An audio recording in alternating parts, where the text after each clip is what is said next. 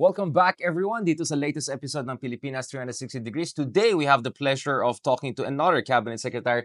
Thank you very much, Secretary, to Laurel Jr. for joining us. Can I call you Kiko? Yeah, Kiko's Kiko, yeah, fine. exactly. Let's just go. Please call me also Richard. Agriculture. Napakamahalaga yan kasi nakita natin early on pa lang dun sa administration ni President BBM. For time before you came in, he took over the department. He underscored lahat ng mga problema throughout the years, yung kanyang very difficult inheritance. As someone who does political science, who has been studying this issue for quite some time, alam ko na mahirap talaga itong departamento na yan.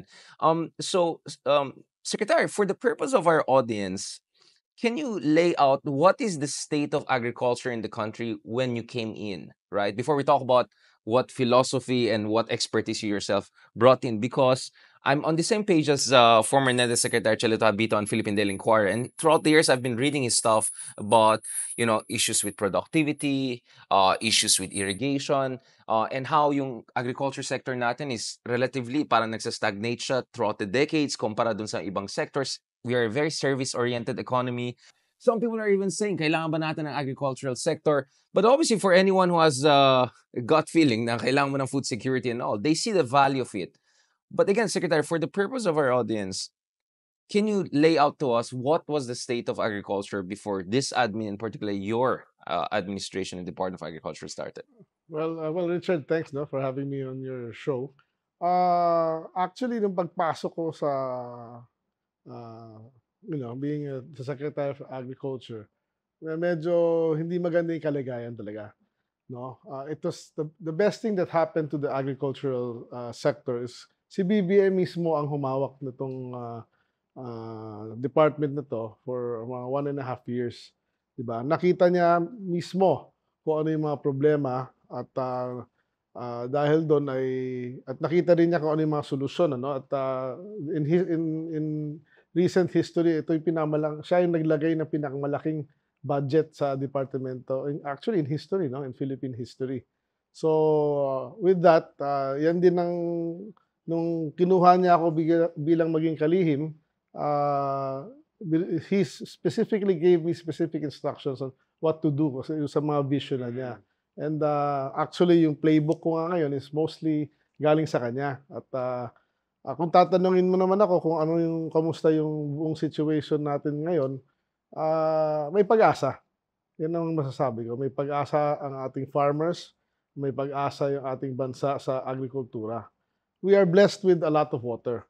We just have to use it, harness it, and use it properly. And then, of course, marami ho tayong proyekto, marami tayong gagawin, no? But ang mas konti lang yung low-hanging fruits na tinatawag eh. Majority ng gagawin natin is medium to long-term solutions eh. No? But of So, hindi mo course, makita yung ROI kaagad. Hindi ka pwede kasi tignan mag-expect nyo ng na lang, fireworks diba? agad. Gusto natin mag-expand sa coconut Yeah. industry. Tanim ng maraming nyog. Pero magtanim tayo ngayon, yung coconut o yung nyog na pwede natin i-harvest comes after 3 to 4 years. Diba? Kung magtatanim tayo ng mangga, alam naman natin yan, 5 to 7 years.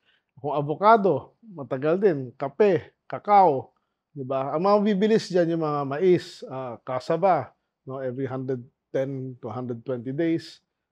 Yung vegetables, yun medyo yung mga tinatawag na cash crops, no? So, marami tayong programa at alam na namin yung dapat gawin. We have the solutions. We are now just implementing yung ating mga naisip na mga solusyon sa bawat sektor no ng agrikultura. We're gonna talk about that, Secretary.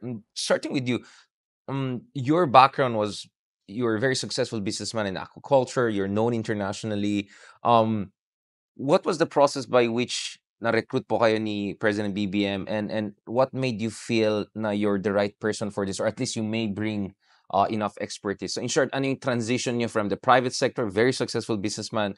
Kasi iba yung trabaho ng gobyerno. I mean, we can talk about Elon Musk experience in the US. Iba yung private sector, iba yung gobyerno. The time frame is different, the mandate is different. But nevertheless, it looks like you have drawn very much on your success as a businessman. Well, I've been in the agriculture sector actually for 38 years. But It's of a course, family thing, I yeah, understand. it's a Yes, family family thing. thing, yeah. But agriculture in terms of fisheries, no, 38 Right. years. In meat processing, before I became the secretary, I was in the meat processing industry already for 16 years. Wala lang ako sa pag-plant, no? But the trade of meat, vegetables, fish, and other products, alam ko yan, the logistics of it. I used to operate 150 ships, no? So I know how to bring uh, things or food from point A to point B and the costs na involved dyan. Sa ngayon, then I became the president got me as part of the private sector advisory council for agriculture, no, since the start of the administration. So I was actually working with some key players in all industries here for 1.5 years before I became the secretary. So I was more or less um, Lay uh, of the land, medyo alam niyo na yung I right. was already aware of all Yeah. the major issues and the possible solutions. Of course, the PISAC has been working with the president as the Secretary of Agriculture at that time also. So technically, medyo pagpasok ko sa aking silya ay medyo I hit the ground running. And how did you put your team together? Kasi minsan nakakalimutan tao, it's not just the secretary, may mga USEC, may mga ASEC. What was your philosophy behind assembling? Like anong mga klaseng expertise ang hinahanap niyo dun sa mga USECs at saka deputies niyo? Well, definitely, no, kailangan expert sila on the field that they are handling. Ano, like livestock, kailangan Mhm. magaling ka sa livestock. High value crops, kailangan magaling ka. Sa fishes, kailangan magaling ka. Pero hindi yung pinaka-importante sa akin eh. Ang pinaka-importante sa akin, doer ba siya o hindi? Mm. Di ba? Hindi natin kailangan ng thinker. Everybody has great ideas eh. Ang rami-raming ideas. Everybody has their own opinion. But ang kailangan is somebody like me to make a decision or the president to make a decision. Itong direction natin. At kailangan natin yung mga staff natin or undersecretaries, secretaries, director, lahat yan dapat doer. Kailangan gawin na ang kailangan gawin as soon as possible. So ang basic na implication is dyan is marami tayong naging expertise throughout the years. I mean, the Philippine Rice Institute is among the best in the world. Wala tayong pagkakulang pagdating sa siyensya. UP Los Baños has been a bastion of Wala. scientific research. Ang para sa inyo, ang concern is that throughout the decades perhaps, not only throughout the years in the past, kulang ng political will? Was it kulang ng leadership qualities? Yun ba yung... Well, kung ako tatanungin mo, the past administrations, no, like the last one, he did not focus on agriculture. They focused ang solution nila is import, no? Rice tarification law? You want to talk about that? No, Yeah. not rice tarification. Import of everything. Everything, yeah. Of everything na to stabilize everything, no? Ang sa akin, import should always be the last resort. Yeah. And import only if needed. Yan ang sa akin. It's managing it eh. It's managing all stakeholders, yan ang importante. Lalo na yung farmers, no? Kasi ang DA naman talaga, ang talagang mandato yun sa farmers siya, sa fisher folks. So we have to protect them. Are you saying na medyo populist masyado in a sense na, okay, import lang tayo ng import para lang maging mas mura yung mga bilihin without any consideration ng ano impact ito doon sa mga domestic production capacity? Yes. And it doesn't help improve yung ating domestic production because, di ba, if you keep on importing, mapapatayin mo na sarili mong industriya. And at the end of the day, what we need food security. We have to be able to produce our own food, at a certain extent, di ba? Not all, but yung mga basic needs natin, dapat tayo nagpo-produce niyan eh. Dahil we are blessed with a lot of good land. Right. And a lot of water that we just need to harness and manage well. Technology is there. Yeah. It's available. We can buy it. We can hire people to teach us. We have a research center. We just need to, kailangan lang natin pondohan. So, everything is, kailangan lang natin ayusin yung ating regulasyon, policies, at mga batas. Kailangan tayo kumuha ng mga taong gagawa, doer, na hindi na sa opisina. Kailangan nandun sa field. Di ba? Malaking problema ko rin, if you don't mind me saying. Please. Is, ang nangyari, not to hit anybody, but Yeah. this is my personal opinion. Sure. Somebody made the very big mistake by taking out the extension workers from the agricultural department. Oo. Kasi parang ngayon kaming mga general or mga colonel na wala kaming mga sarhento at sundalo. Yeah. Parang lahat ng gusto namin mangyari para gawin sa municipality, sa isang barangay, kailangan kami dumaan sa ibang tao. At hindi namin alam kung susunod sila sa amin.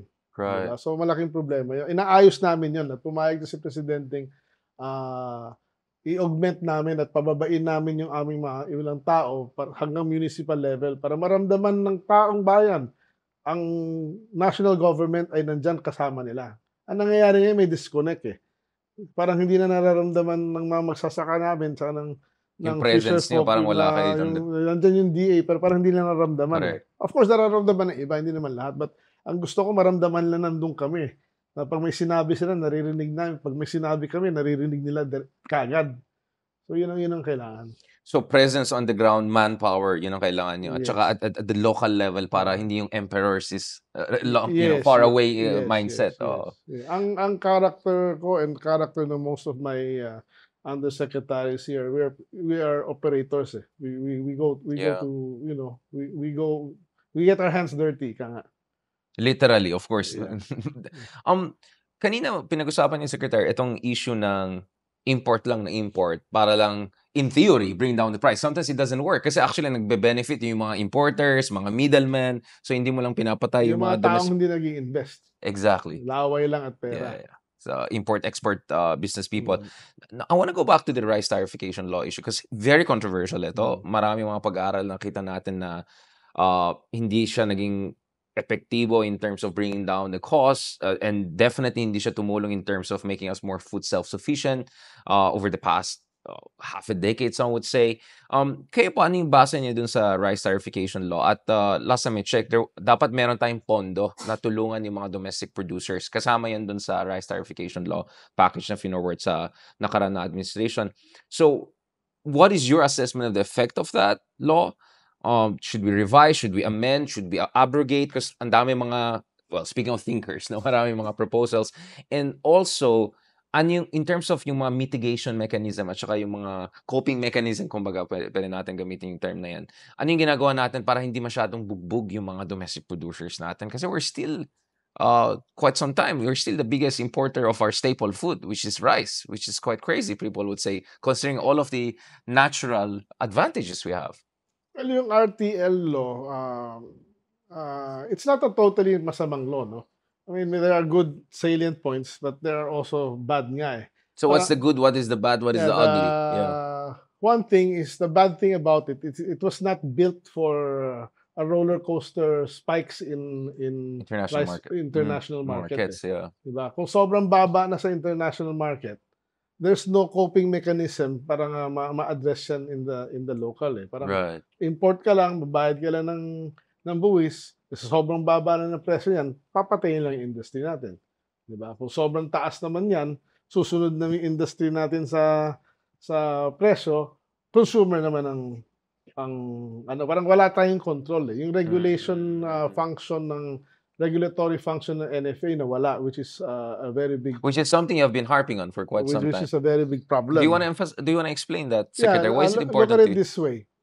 Ang NFA ngayon buffer stocking lang as per that, RTL law, 'di ba? Mm. So I was, in the last 10 years, this current administration lang, through the direction of our president is na nakapag-buffer stock tayo, napuno natin ng warehouses ng NFA, 'di ba? But then in that law, it Mhm. says na puwede lang natin ibenta 'yan kung may kalamidad Yeah. or may emergency or through 'pag aging na, 'di ba? So parang strategic stocks siya, parang ganun ang But dating, then yeah. then the mistake there is hindi mo lang naro-rotate yung stocks mo effectively dahil Right. you need to, yung first in first out dapat, 'di ba? Yung mga luma mabenta mo, Correct. pero yung kung Para may bidding circulation. process mo 'yan, ta's Yeah. nagfa-fail the bidding process of aging rice, will take, 7 months para Panis na yan. maibenta. Hindi Mhm. naman sa panis pero, Hindi optimal. ang hirap i-manage. Dapat puwede namin ibenta 'yan habang bumibili kami.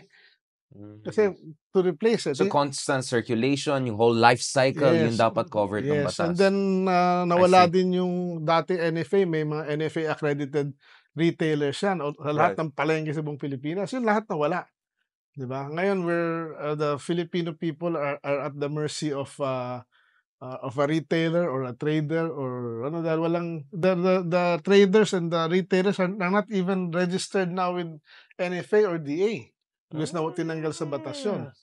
So it's too free. na Right. walang regulation or walang, Medyo kaila wild, wild west ang dating nito, that's eh. what I have to deal with. Wow. Kaya nung sinasabi pa Oo nga ba kayo, 'no, it's not that easy. I had to dissect yung buong industriya, makita kung sino lahat ng player, kung ano yung ano, tapos, attack each level of, yeah, from the importers, from the traders, from the rice mills, sa retailer, correct. 'di ba? Maraming vested interest, maraming Maraming beses nagbe-benefit, oo, exactly, oo, babanggaan mo 'yan. oo. Yung storage issue is important, right? Kasi yung issue ng well, you kind of push back, but there are a lot of people who say me throughout the years, hindi lang itong admin, like throughout the years yung problema is storage capacity. What are you doing? Yun ang advantage naman ng RTL. Yung Right, ang maganda sa RTL, pinondohan nila yung modernization ng ating, storage capacity. not mechanization, Right. no? From, may tractors, harvesters, direct seeders. Yung direct seeder kasi 'pag mag-seed yan may certain lalim na you can seed put more seeds in 1 hectare, eh. So you technically Yung yield, yeah, produce more, yeah. 'di ba? Then, yung harvester is lowering, labor costs, and the tractor is lowering labor costs. Then it also, gives money to post-harvest facilities, no? So yung mga dryers na tinatawag tsaka rice mill, napakaimportante yan kasi kulang na kulang talaga. Pero in this administration, since BBM started to become the president, we've built 145 of these already all over the country. And So this since year we will 2022, yes, 145. yes. So that is an achievement. That Mm, has not happened since, basically ever. 1986. So since the Dati father, meron, nung panahon senior, ni Senior, yeah. we can dry and, mill maybe 85% of our production. Now we can only dry and mill maybe 30%, Oh, wow, dry pala maybe 20% of our production 20%. lang. From 80 to 20%. Mm, Gano'n kalaki yung baksak mm, in terms of capacity natin. mm. While lumalaki yung population natin, while lumalaki yung Oo, mga kaya pangangailangan karamihan natin. ngayon ng palay natin na Oh, wow. nade-dry sa kalye, sa basketball court, yun.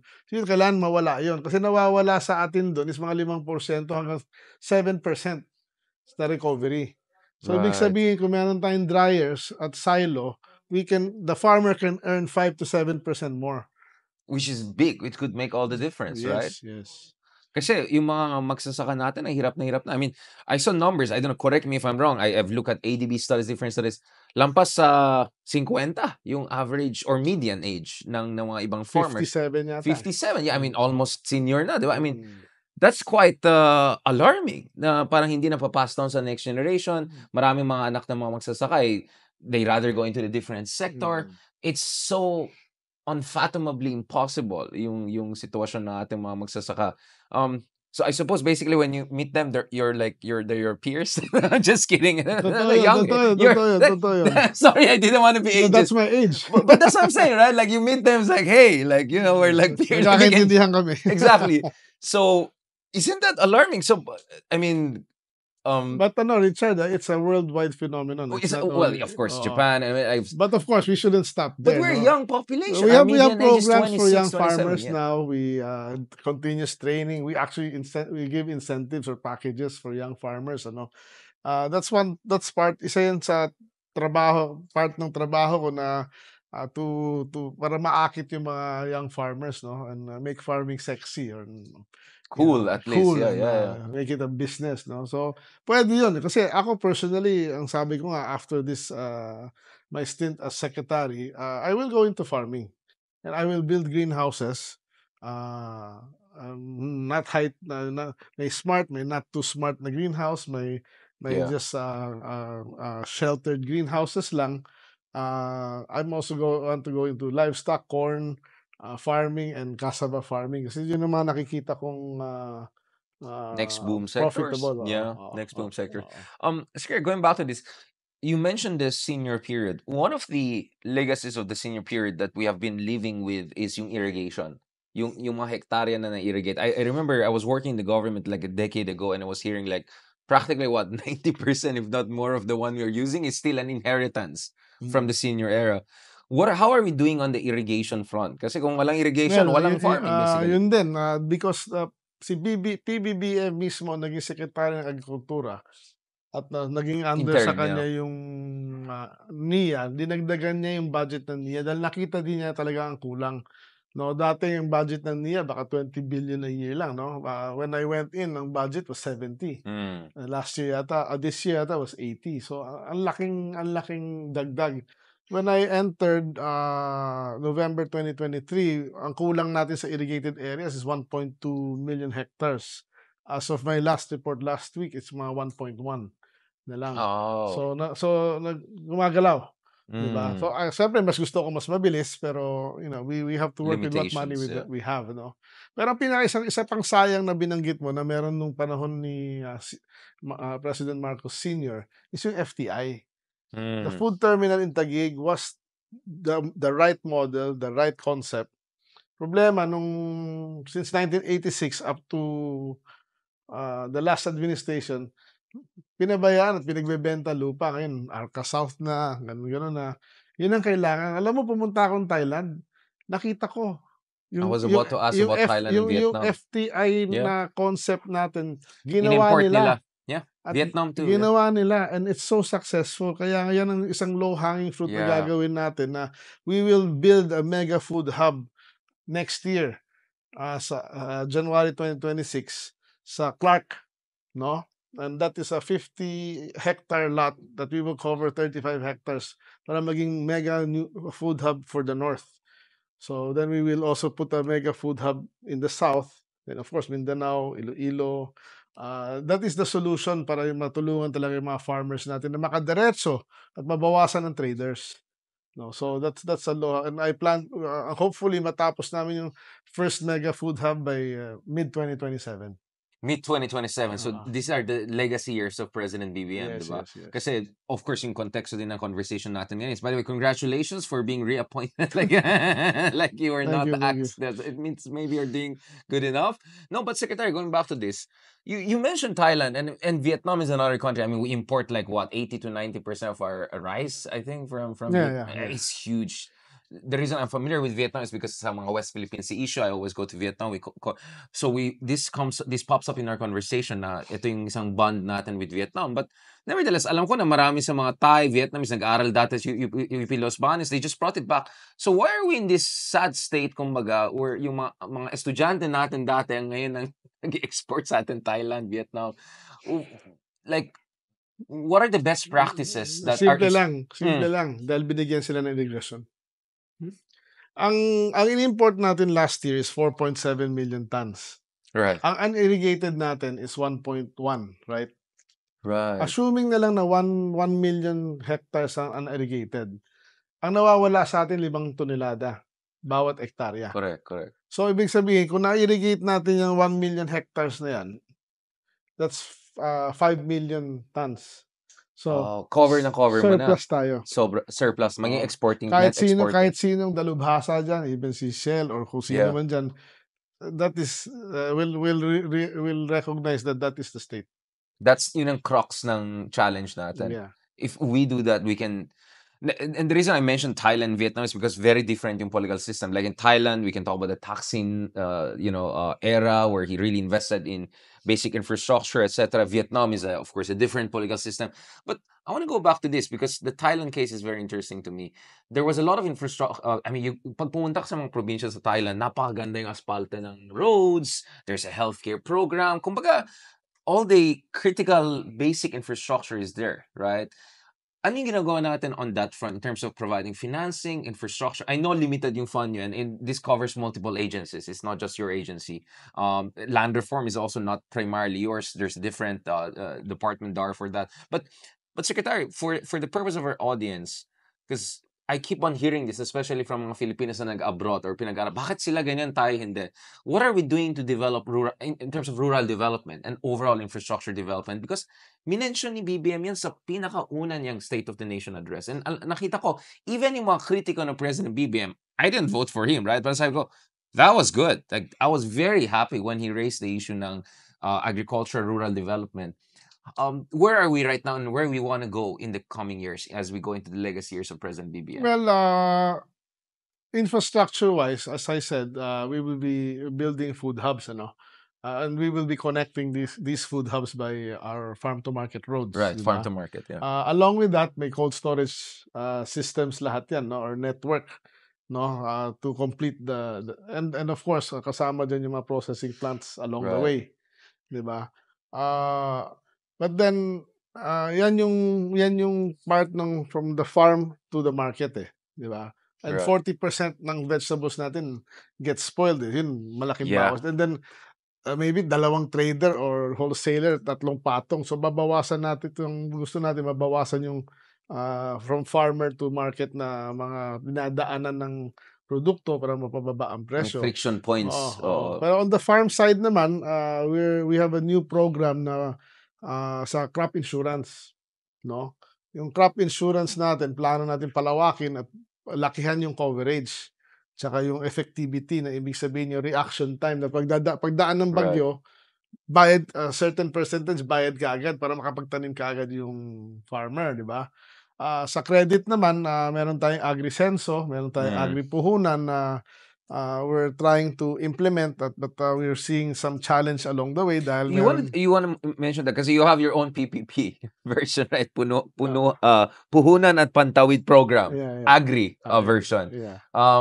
So is this like yung ginagawa ng DSWD but for agricultural sector? I mean, No, it's can you give us different. more details Kunyari about that? kunyari sa rice ngayon and maybe sa corn in the future or Right. sa ano, parang pauutangin kita ng let's say 30,000 kasi Mhm. yan ang kailangan mo for seeds, for fertilizer. Yung initial capital na kailangan, Oo, 'di yeah. ba? Para to plant, and then pati yung land preparation, 'di ba? Then yung other 60,000 yan, yung other 30,000 yung pantawid mo dahil naghihintay ka ng 4 na buwan, Anong Correct. gagawin mo 4 na buwan? Wala kang kakainin, wala kang Right. pera, so meron kang 8,000 a month, 'di ba? 3 buwan pala Yeah. Actually less, yeah. oo, Yeah. tapos meron kang budget naman para Mga mag-hire ng 7 plus, yeah. harvester, tapos babayaran mo sila. Parang it's a short-term bridge loan, system, 'no, na uutang ka ng 4 na buwan, 'pag nag-harvest ka, mas may contract ka rin sa NFA na bibilhin yung harvest mo para sigurado mo yung presyo mo, Mm. sigurado yung makukuha mo na, bankable ka, ika nga. Then bayad ka sa bangko, magtatanim ka ulit, utang ka ulit, parang gano'n. And again, I know there's a separate department looking at this, but it's inevitable na we need to discuss also yung issue ng land reform kasi maraming mga magsasaka yung nag-benefit sa land reform but hindi na-sustain yan because wala silang capital, wala silang. So, minsan nagkaroon ng reversion. Basically, they had to sell it back to the very people that they. So, how are we doing on that front in terms of land reform? Because if you look at, again, maybe this is too sign, but the literature is very clear, right? Na yung mga countries who had effective land reform, it kind of helped in terms of their agricultural productivity. How are we doing on that front? Even though I know there's a Hindi, different department. sa akin kasi ang lupa is lupa, Right. regardless of land deformed na Mm. lupa yan o kaya, titled land na passed on or binili, walang kulay sa akin yan, pare-pareho lang yan. So it doesn't matter that it's an absentee landlord versus a farmer Mm, who will make the most out of I his just land. need ang kailangan natin is Mm. may magtanim do'n sa lupa na 'yun. Kailangan gamitin yung lupa at, ang ginagawa natin kung sino man minsan ang tawag lang naman diyan is ay owner or tenant, Mm. 'di ba? So, ang ginagawa natin is kina-cluster natin sila para may economies of scale, 'no? Right. Oo. For productivity. Now, gusto natin balikan itong issue. So this is where the, like the urgent got issue. Kasi itong medyo long-term yung discussion natin, Secretary. Pag-usapan natin yung price controls or MSRPs on pork, on hindi lang kasi purong bigas ang pinag-usapan natin, but there are other things that people have to feed themselves with. Kamusta tayo dyan? Because we always hear, pag naglagay ka ng price control, hindi mag-work yan. Or mababankrupt lang yung gobyerno dyan. Or it creates distortion, market distortions, yung terminology na narinig natin. But we also know, like, there are abuses, there's hoarding, there's all sorts of mumbo-jumbos happening. So far, ano yung experience niyo, Secretary, in terms of this price controls? What is the Goldilocks price control? Kailangan may price control, Mm. 'di ba? Or Otherwise, wild west. a mechanism to control prices na kailangan may ngipin. Ang problema ngayon wala tayong batas that heavily penalizes anybody who would Mm. profiteer. Sa rice meron na tayong batas, okay, pero sa iba wala, 'di ba? Wala Ah, tayong batas in terms of the hoarders, may profiteering. may It's price, may meron tayong batas pero hindi it's hindi gano'n kadaling right. i-implement, 'di ba? Ang kailangan natin is meron tayong magaling batas na 'pag sinabi ganito ang presyo ng either floor price man or Yeah. maximum price, dapat doon. Kung hindi sumunod, kailangan puwedeng hulihin, puwedeng pasara, puwedeng, of course kailangan mo ng imbestigahan ng Due konti, process, due yeah. process naman, pero kailangan may gano'n, eh. Kung hindi, Aabusuhin talaga. aabusuhin talaga, eh. There are good businessmen, but there are also many bad businessmen, eh. Opportunistic people. Opportunistic Yeah. at, walang awa sa tao, eh. 'No, kaya yun dun medyo medyo naano talaga ako, I'm not as a businessman, I know yung profits nila, eh, Yeah. 'di ba? Kung meron nakikita kong kung sobra naman, hindi naman dapat, 'di ba? Sige, okay, let's talk about that because yung smuggling is a serious issue.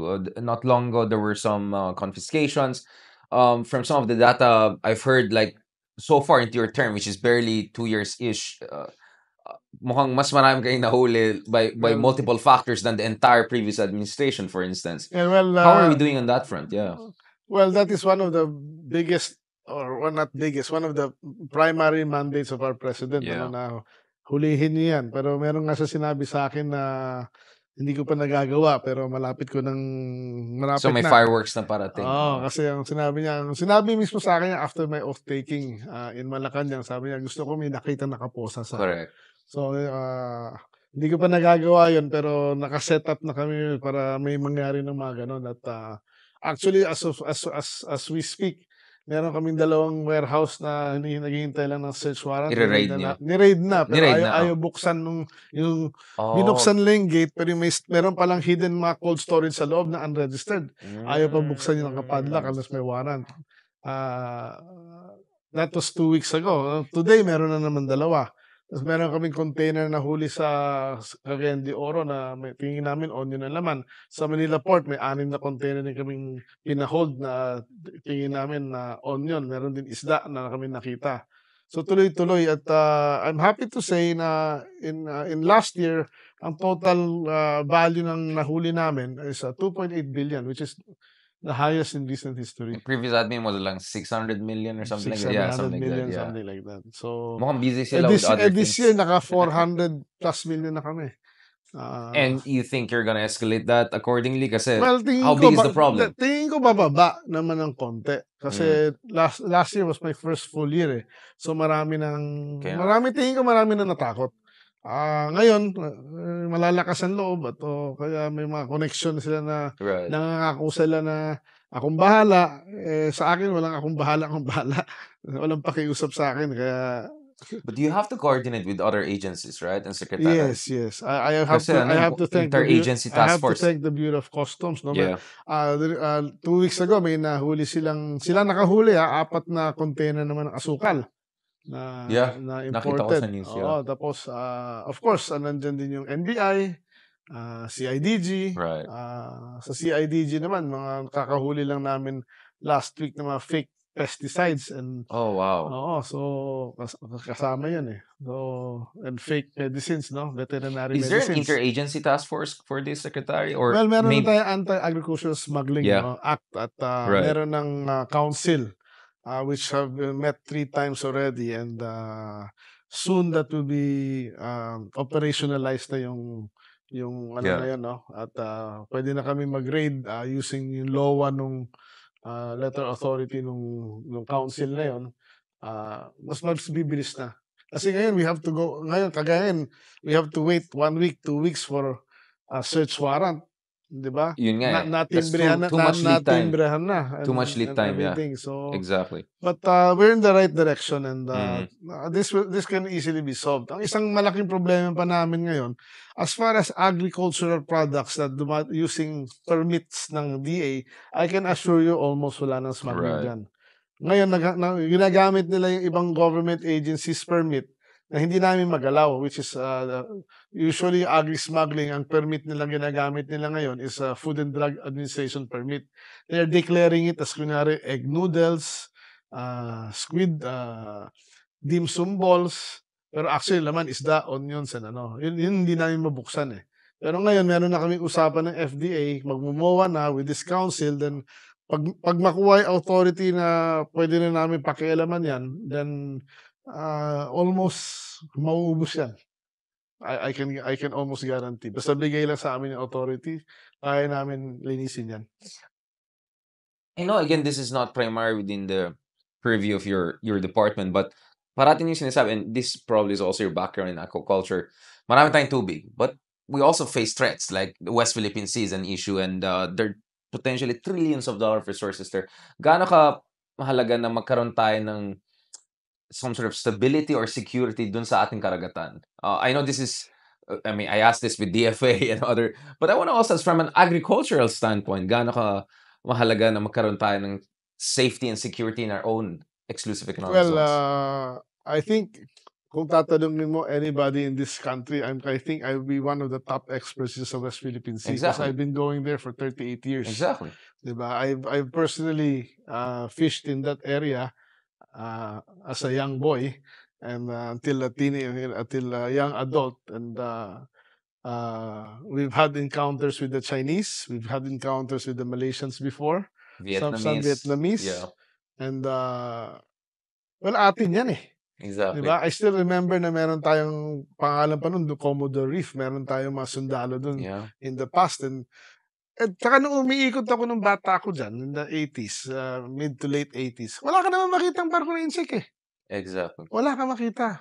It was really just ours, really. Yeah, Tayo-tayo yeah, lang, yeah, tsaka yeah. may Vietnamese, may Indonesian konti, Pitik-pitik may lang, yeah. pitik-pitik lang, pero tayo yung majority diyan. Exactly. Wala sila diyan, kaya they cannot claim that, 'di ba? Kaya I really don't know what their intentions are, but that is ours. So I really wanted to ask kasi alam ko dahil sa business background mo, you know this area literally, right? Like parang Hindi the lang 'yan, palm of alam mo your ba, hands. isang beses nandun kami sa, bandang Reed Bank na tinatawag. Naharas kayo ng Oo, tinutukan kami ng kanyon ng China? Navy ship or Yeah. Coast Guard ship nila.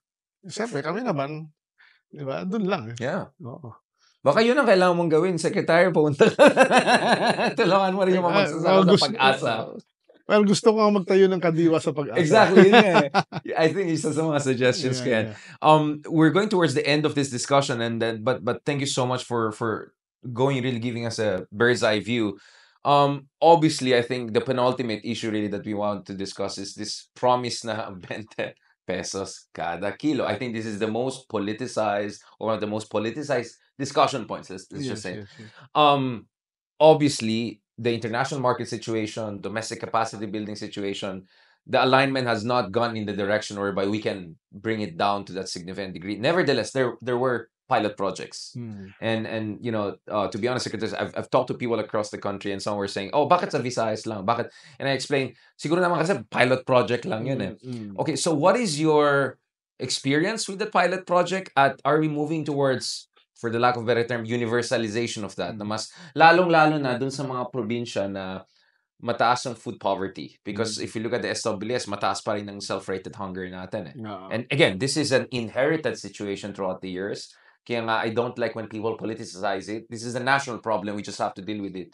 So are you gonna have this kind of surgical targeted, but at the same time more and more generalized application of subsidized rice? Yeah, yung as far as stocks is concerned, we have the stocks. As of the moment, meron tayong mga 420,000 tons na yata na, NFA, purchased rice galing sa ating mga farmers. So, nandiyan yung bigas, eh. Yeah. Palay muna, of course, we're milling as we sell. Kailangan unahin talaga natin, I mean, kailangan natin unahin talaga yung mas hirap, eh. 'Di Exactly. ba? Siyempre Targeted. marami namang hirap, hindi naman natin iiwanan lahat, eh. But ang direksyon ng ating presidente is majority, if at least half of our population, middle income, ano ba yung tinatawag dun? Class D. Minimum wage Yeah. earner below ay magkaroon ng, access to, certain Subsidized rice, quantity yeah. for, na 20 peso rice, 'no? Ang pinakamalaking challenge namin diyan is yung sino-sino ba sila? Yung master list na yan, Right. 'di ba? We're targeting Parang sa PPP, ganun din ang 15 problema. million Yeah. families, eh. So 15 million families times 4 people per family, As per PSA 4.2 yata yung that's 60 million people eh. That's more than a little bit Can more. DSWD help you, Secretary Gatchalian? Yeah, We have exactly. a working group now with Yun nga. DSWD, PSA, DOLE. So it's an interagency. What ano Yes. yung pangalan, is there a name for the interagency task force? Is there some We just call it P20 working group eh. right? But maybe it has to be more institutionalized if you want to go big, Yeah, right? nagmi-meeting pa lang ngayon, Yeah. so we'll coin something with that. Some cool acronym, yeah. Sana. Parang ACT, yeah, anti-aggro. Then the next major challenge is sino ba kasama diyan, 'di ba? Although in general alam namin kung sino, but how do Yeah, you control 'di ba? Kasi may mag-aabuso for sure yeah. but we have to make the system simple. Pangalawa is saan ba ibebenta 'yan? Sino i-accredit natin, 'di ba? Yung Yung distributors. distributors, Yeah, yeah. distribution. May kapasidad ba sila magbayad? Di ba Yeah. nila itatakbuhan? Yun kaya kailangan i-pilot di ba? Gagamitin ba natin yung mga government agencies? Gagamitin ba natin yung mga munisipyo? Gagamitin ba natin yung mga barangay or PhilPost? Di ba, kunyari? So what's the lesson from the pilot? Is this still undergoing study ba yan? Well, yun na nga, meron ngayon tayong pilot through LGUs. We'll see how they do it. Meron tayo through Arcadiwa. And Right, itong Kadiwa. July 13, meron tayo naman with DOLE. Is doon naman sa minimum wage earners. Right. So using yung mga trade unions tsaka yung mga kumpanya na willing to participate and sell rice to their employees, tapos magbabayad sila sa amin. Then we're going to talk to retailers naman, yung retailers association, yung mga dating na walang NFA retailers. Right. We'll try to get them together kung nandyan pa sila, no? And see if we can, kasi alam na nila yung sistema eh. Yeah. Yung sistema na dati. So sila pinaka magandang gamitin, no? Of course, that will be in all public markets all over the country. Okay. Oo, And how do you ensure transparency na walang kababalagan na mangyari in terms of contract signing, selection of distributors? Well, it's basically a private sector Public-private partnership. public-private partnership yan. Yeah. And medyo madali naman i-control kasi it's bawat sako alam mo na ilang kilo eh. Mm. 'Di ba? Pag nag-deliver ako sa ng 10 sako na then You can sinabi ng calculate it. disposable, kailangan 50 times 20, yun kailangan ibalik mo sa akin. So hindi ganun kadali mandaya dito sa gagawin because medyo it's a one product. Yeah. It's not hindi siya multiple product. Isang klaseng bigas, isang type of packaging lang. No? Straightforward. Straightforward. To wrap up this episode, Secretary, what do you want to happen? And I'm sure we'll bump into each other in the coming years, but ito sa second half ni President BBM, klarong-klaro si Presidente BBM after election na gusto niya talaga tututukan yung mga really gut issues, fundamental economic issues at talagang food security is easily the top, right? Kung titingnan mo yung mga most urgent issues sa mga surveys, pulsation, among others, hindi lang inflation, food inflation, these are always important. Anong gusto niyong legacy and what are the things that the Filipino people should look forward to in the coming years? On a positive note, cautiously positive note. I know your style is not to hype things. I know you're not a PR guy, like let's do this and that.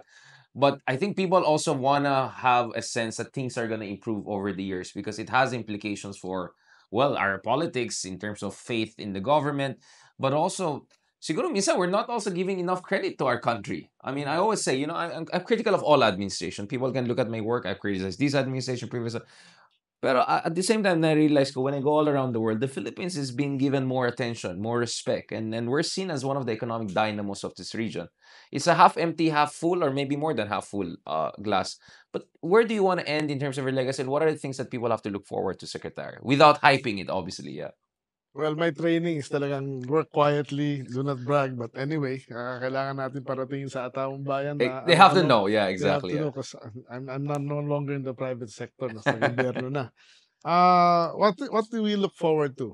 Number one, we look forward to more irrigation, definitely. Irrigation, yeah. We have a new program yung tinatawag kong White Revolution, which is putting up greenhouses, no? Simple greenhouses and a little bit more depende kung some more modern, some simple to ensure yung constant production. Kasi like tomato or celery, pag umulan wala na eh. Pero kung naka-cover siya, umulan man o Oo hindi, nga may pala. Yeah, production yeah, yeah. ka, 'di ba? Yung use of technology like we plan to give AI? out, Mm. definitely AI is on the table 'no, kailangan natin 'yan. Yung simple drip irrigation lang which will save you 70% of the water 'no? Yeah. Kung meron more modern na fertigation yung yung precise Para fertilization walang sayang, para oo. walang sayang. And Yeah. then, meron tayong mga 17 mobile, soil labs matatapos itong June na ide-deploy yan by July to all the regions sa buong bansa. Nate-testingin na natin yung lupa ng ating mga magsasaka para makita natin ano ba kulang sa lupa nila. Kasi 'pag mabigay yung tamang nutrients, more production yan. Yeah. At less cost dahil mas konting pataba or lime or anong ginamit mo or konting pesticide, 'di ba? So, yung food hub napakaimportante niyan, tsaka yung cold storage network 'no, yung mga farmers natin hindi na tsaka processing plant, hindi na at the mercy of the traders, Right. 'di ba? Yung mga rice natin yung sa mga post-harvest. So, we're building all of these things and pasensya na lang yung mga taong bayan natin hindi we're rushing everything as fast as we can I'm quite confident na maybe another 1 more year makikita nila yung diferensya, eh. And we cannot blame people kasi kung gutom ka, you cannot wait like 10 Yeah, more yeah, years yeah, or yeah, like yeah. I understand that in government it takes time, it's difficult. Thank you, Secretary, for really mentioning the big picture. So hopefully we're not gonna have those crazy onion 600 pesos kada kilo situation again, right? I mean, thankfully we're not there kasi my mom always used to explain, maybe Richard, bawasan mo yung mga, I don't know, Mediterranean food mo na mahilig ka sa onion because it's so expensive. Those crazy days are hopefully behind us for good. On that cautiously optimistic note, again, no hype, Secretary, thank you so much for giving us really an overview of the Philippine agricultural landscape. Again, pwede tayo mag-usap for hours and hours, daming mga granular issue, but sa akin palagay mahalaga for people to at least understand what is the lay of the land, literally and figuratively. On that note, thank you very much for joining us for this latest episode of Pilipinas 360 Degrees.